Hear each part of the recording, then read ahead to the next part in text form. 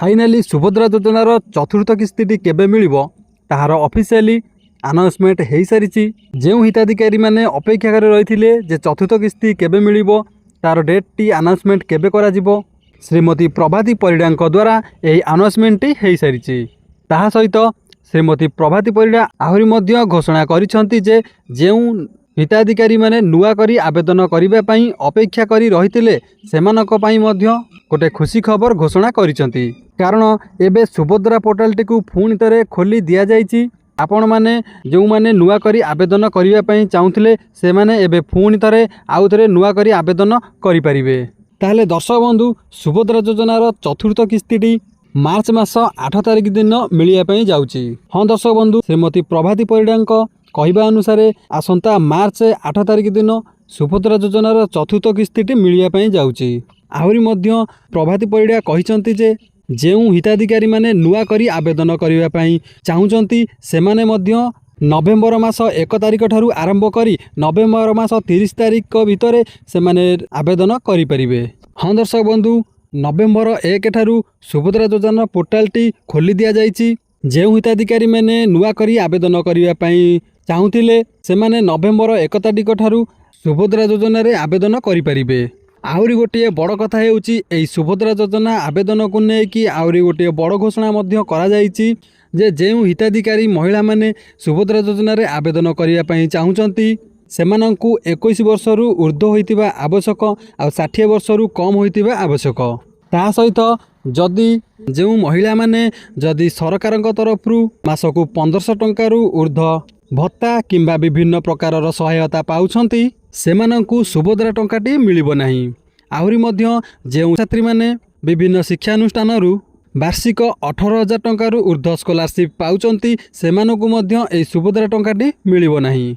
जो महिला माने सुभद्रा योजना रे नुआ करी आवेदन करिया पई चाहूचंती सेमाने सुभद्रा योजना रे थिबा अयोग्य मानदंड गुड़ी को भल भाव में पढ़ंतु। जदि आपणकर नाम टी एही अयोग्य मानदंड रे आसी थाए आपणक फॉर्म टी रिजेक्ट हो जाई पारे। तेणुकरी दर्शक बंधु फॉर्म आवेदन करबा पूर्वरु आपण एही सबु गाइडलाइन गुड़ी को भल भाव में पढ़ी नियंतु। जो माने प्रथम और द्वितीय किस्ती पाइछंती तृतीय किस्ती मिली नाही किंबा ए पर्यंत सुभद्रा योजना रे गोटे गोटे किस्ती पाइछंती आउ किस्ती पाई नांती किंबा जो माने पूर्वरु सुभद्रा योजना रे आवेदन करथिले किंतु ए पर्यंत सेमानकर सुभद्रा टंकाटी आसी नाही से मानक पई गोटे बड़ अपडेट आसीची किंबा जो माने नुआ करी आवेदन करिया पई जाउचंती सेमानक पई एई अपडेट टी बहुत जरूरी अटे। कारण आपण जेते फॉर्म फिलअप करिकी पकेले मध्य आपण जदि एई डॉक्यूमेंट को अपडेट करि नाहंती ताहले आपण केबे भी सुभद्रा टंका पाइबे नाही। ताहले दर्शक बंधु एई डॉक्यूमेंट हेउची आपणकर डीबीटी एटा हूँ सबुठारु मुख्य डॉक्यूमेंट अच्छी। कारण आपणकर जदि डीबीटी एक्टिव न थिबो ताले आपण जेते फॉर्म फिलअप करी पकेले मध्य आपणकर टंकाटे पैसा मध्य मिलिबो नाही।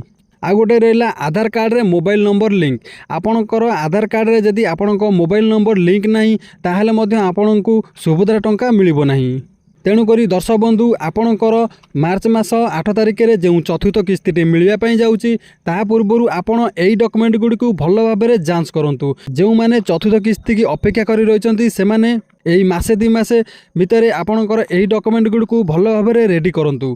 देखंतु आपण माने जानिथिबे सुभद्रा टंकाटी डीबीटी मेथड रे जाउची। जो बैंक रे आपणकर डीबीटी ऑन थिबो ऑटोमेटिक पैसाटी सेई बैंक को ही पळै जिवो। तेणुकरी प्रथमे आपण देखंतु आपणकर केउ बैंक रे डीबीटी एक्टिव अछि। जदि आपण कोनोसी लोन करिसंती जदि डीबीटी से लोन थिबा अकाउंट रे ऑन थिबो ताले जेतेबेले सुभद्रा टंकाटी जिवो सेई बैंक को ही पळै जिवो जा फल रे आपणकर जदि लोन थाए ताले से ऑटोमेटिक कटि जिवो। किंतु आपण भाबुथिबे जे हमर कोन पई पैसा आसीनी तेणुकरी आपण प्रथमे देखंतु जे आपणकर डीबीटी केउ बैंक रे ऑन आ जदि भी ऑन न थिबो ताकू तुरंत आपण ऑन करि नियंतु।